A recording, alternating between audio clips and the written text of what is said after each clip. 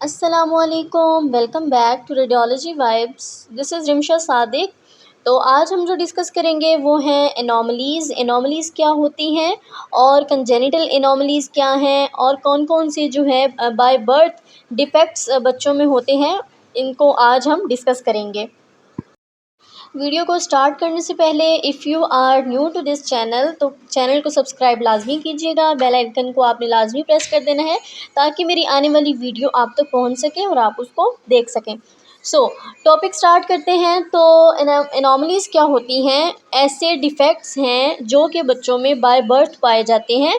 बहुत सारे जो है वो मेजर कंजेनिटल एनोमलीज़ हैं, जैसे कि बेबी का जो लिप है उसका डिफ़ेक्ट आ जाना, हेड का डिफ़ेक्ट आ जाना, सर पे जो है उसका डिफ़ेक्ट आ जाना, उसका प्रॉब्लम आ जाना, एब्नॉर्मेलिटी आ जाना, कमर की एब्नॉर्मेलिटी, डिफरेंट जो ऑर्गन्स हैं बच्चों के उस पे एब्नॉर्मेलिटी आ जाती है, जिसको हम एनोमलीज़ कहते हैं, जो कि बाय बर्थ प्रेजेंट होती हैं।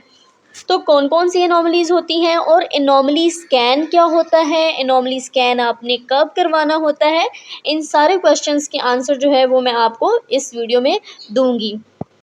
एनोमली स्कैन जो है वो आपने 18 से 23 हफ्ते के दरमियान ये अल्ट्रासाउंड करवाना होता है, जिसमें ब्रीफली आपके जो बेबी के ऑर्गन्स हैं उनको देखा जाता है कि इनमें कौन कौन सी एबनॉर्मेलिटी है, फीटल ऑर्गन्स जो हैं वो अच्छे से डेवलप हैं या नहीं, दिमाग देखा जाता है, ब्रेन देखा जाता है, हेड को देखेंगे, इसके अलावा फेशियल एनोमलीज़ को देखेंगे, फेस को देखेंगे कि आया उसके चेहरे पे तो कोई एबनॉर्मेलिटी तो नहीं है, मस्कुलर एबनॉर्मेलिटी तो नहीं, नाक की, कान की, लिप्स की, इस तरह की कोई एबनॉर्मेलिटी तो नहीं आ रही, ऑर्गन्स जो हैं वो अच्छे से डेवलप हो रहे हैं। चेस्ट एबनॉर्मेलिटीज़ देखेंगे कि सीने में जो है कोई एबनॉर्मेलिटी तो नहीं, दिल अच्छे से बना है या नहीं बना। इसके अलावा रीढ़ की हड्डी देखी जाती है कि उसमें कोई मसला तो नहीं आ गया, कंजेनिटल एबनॉर्मेलिटी तो नहीं पैदा हो गई। नाक की हड्डी को देखा जाता है। इसके अलावा बेबी का जेंडर देखा जाता है, बेबी के जेंडर, इट्स वेरी इम्पोर्टेंट कि उसमें कोई कंजेनिटल एबनॉर्मेलिटी, कोई मसला तो नहीं बन गया। तो अब आज हम डिस्कस करेंगे इन सारी बातों को। जैसे कि इस इमेज में आप देख सकते हो, ये एक एबनॉर्मेलिटी है जिसको हम कहते हैं सब मैंडिबुलर कंजेनिटल एबनॉर्मेलिटी मैलफॉर्मेशन। आप देख सकते हो कि मैंडिबुलर साइड पे जो है ना, इसके जबड़े की साइड पे एक अलग से उसका उसी तरह से फेस बना हुआ है, जो कि बाय बर्थ हो जाता है इस तरह से। ये एबनॉर्मेलिटी बहुत रेयर होती है। As you can see on the screen, आपको जो बेबी का फेस है वो पैदा होने के बाद इस तरह से नज़र आएगा और इसको हम अल्ट्रासाउंड पे बहुत अच्छे से डिटेक्ट कर लेते हैं। इस पे एक अलग से वीडियो सोनोग्राफिकली मैंने बनाई है, आपने उसको लाजमी देखना है। इस इमेज में बात करें तो अगेन ये जो है वो क्लेफ्ट लिप की बात की गई है, जिसमें आपको जो अपर लिप है वो फोल्डेड नज़र आ रहा है। ये एबनॉर्मेलिटी जो है ये तो फीटल फेशियल एबनॉर्मेलिटी है, जिसमें आपके बेबी के लिप्स जो हैं उसकी एबनॉर्मेलिटी आ जाती है और ऊपर वाला जो लिप है वो बिल्कुल डिस्टॉर्टेड लाइक हो जाता है और जो है वो उसकी स्ट्रक्चर, उसकी जो है वो एनाटॉमी लाइक ख़राब हो जाती है, उसका स्ट्रक्चर ख़राब हो जाता है। Again this is the type of cleft palate. Lip जो है वो अगेन से उसका स्ट्रक्चर आप देख सकते हो कि इस तरह से बना हुआ है। अल्ट्रासाउंड पे भी हम इसको अच्छे से देख सकते हैं। आपने जब भी अब एनॉमली स्कैन करवाना है, आपने 18 से 23 हफ्ते के दरमियान आपने करवाना है। अगर आप 18 हफ्ते से पहले करवाते हैं तो बेबी के जो ऑर्गन्स होते हैं वो अच्छे से डेवलप नहीं हुए होते, अच्छे से जो है उसके बॉडी पार्ट्स नहीं बने होते, जिसकी वजह से एबनॉर्मेलिटी हम नहीं पकड़ सकते। क्यों? क्योंकि बेबी पार्ट्स ही बहुत छोटे होते हैं, तो अच्छे से वो विजुलाइज़ नहीं होते, हमें अच्छे से नज़र नहीं आते, जिसकी वजह से हम उसकी जो फाइंडिंग्स हैं, एबनॉर्मेलिटीज़ हैं, वो भी नहीं पकड़ सकते, उसको देख नहीं सकते। तो जो एनॉमली स्कैन है वो आपने टाइम से उसको करवा लेना है। It's very very important. आप रेगुलर स्कैन भी करवाएं, लेकिन एनॉमली स्कैन 18 से 20 हफ्ते 23 हफ्ते के दरमियान आपने उसको करवा लेना है। अगली एबनॉर्मेलिटी की बात करें तो ये हमारे पास जो है वो हाइड्रोसिफिलिस की एबनॉर्मेलिटी नज़र आ रही है आपको। हाइड्रोसिफिलिस के जो पेशेंट्स होते हैं, जो बेबीज़ होते हैं, वो कुछ इस तरह से आपको नज़र आते हैं। उनके जो है वो वेंट्रिकल्स डायलेट हो जाते हैं और जिसके वजह से इस तरह से हेड की फॉर्मेशन होती है, एक्स्ट्रा ग्रोथ होती है, हेड आपका बहुत इनलार्ज आपको नज़र आता है, बेबी का हेड बहुत बढ़ जाता है। तो ये जो है वो एब्नॉर्मलिटी हाइड्रोसिफिलिस की है। इस इमेज की बात करें तो एज़ यू कैन सी 3 एब्नॉर्मलिटीज़ बताई गई हैं। तो जो पहली है वो है स्पाइना बाइफिडा, जो कि जिसको आम ज़ुबान में हम कहते हैं कि कमर पे जो है वो दाना निकल आता है बड़ा सा, जिसकी वजह से फीटल मतलब उसकी समटाइम्स डेथ हो जाती है, उसको कटवाना पड़ता है। तो ये एक कॉमन एब्नॉर्मेलिटी है जो कि हमें जो न्यू बॉर्न बेबीज़ होते हैं उनमें नज़र आती है। आप इस एब्नॉर्मेलिटी को एनॉमली स्कैन में अच्छे से पिक कर सकते हो।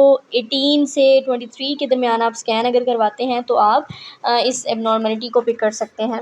जो अगली है वो है एनेंसेफेली। समटाइम्स ऐसा होता है कि बेबी की ग्रोथ तो अच्छे से हो रही होती है, सब ऑर्गन्स, सब बॉडी पार्ट्स बहुत अच्छे से डेवलप हुए होते हैं, लेकिन उसका जो ब्रेन है, उसका जो हेड होता है बेबी का, उसका स्कल डेवलप नहीं हुआ होता।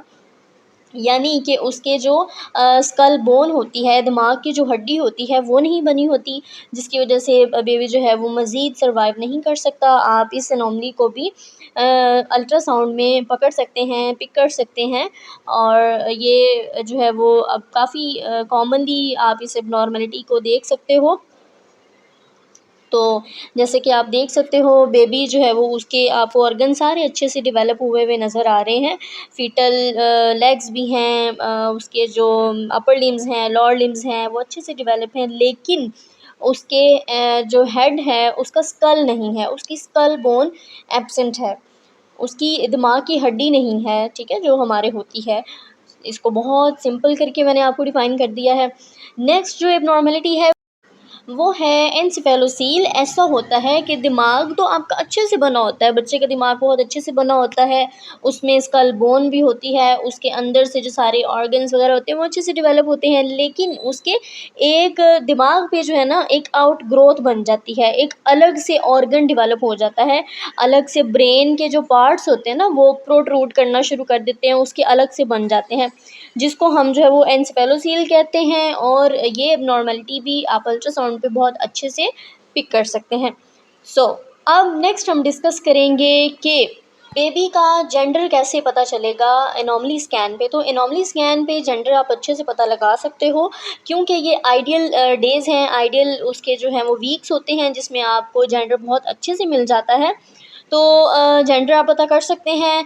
और समटाइम्स ऐसा भी होता है कि आपको जेंडर की एबनॉर्मलिटीज़ भी मिल जाती हैं, जैसे कि जो है वो उसमें बेबी में उसके जो टेस्टिस होते हैं उसमें कोई प्रॉब्लम आ जाता है, उसमें एबनॉर्मलिटी आ जाती है, तो आप उसको पिक कर सकते हैं। आपको एनॉमली स्कैन पे जेंडर मिल जाता है। अब जेंडर बेबी गर्ल है या फिर बेबी बॉय है, इट डिपेंड्स। जो ऑन द स्क्रीन जो आपका रेडियोलॉजिस्ट है स्कैन कर रहा है वो आपका जेंडर अच्छे से डिफ़ाइन कर सकता है, आपका जेंडर आपको बता सकता है। तो आपने करना क्या है, जब आप स्कैन के लिए जाएं, आपने अपने रेडियोलॉजिस्ट को कहना है कि आप मैम उनसे रिक्वेस्ट करनी है कि वो आपको जेंडर बता दें। अदरवाइज़ जो है वो आपको एज़ यू नो कि इट्स इल्लीगल, आपको बताना अलाउ नहीं होता। लेकिन आपको अगर ये बात की जाए कि क्या हमें नॉर्मली स्कैन पे जेंडर नज़र आता है, क्या ये पता चलता है कि आपका बेबी बॉय है या फिर बेबी गर्ल है, तो जी हाँ, नॉर्मली स्कैन पे आपको बेबी बॉय और बेबी गर्ल का पता चल जाता है।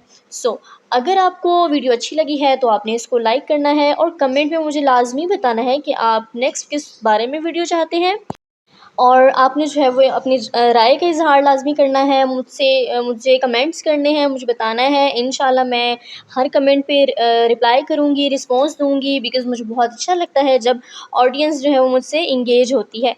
तो आपने वीडियो को लाइक करना है, सब्सक्राइब करना है चैनल को, और वीडियो को शेयर करना है अपने फेलोज़ के साथ, ताकि वो भी आइंदा आने वाली वीडियोज़ को देख सकें। तो मिलते हैं नेक्स्ट वीडियो में। अल्लाह हाफ़िज़।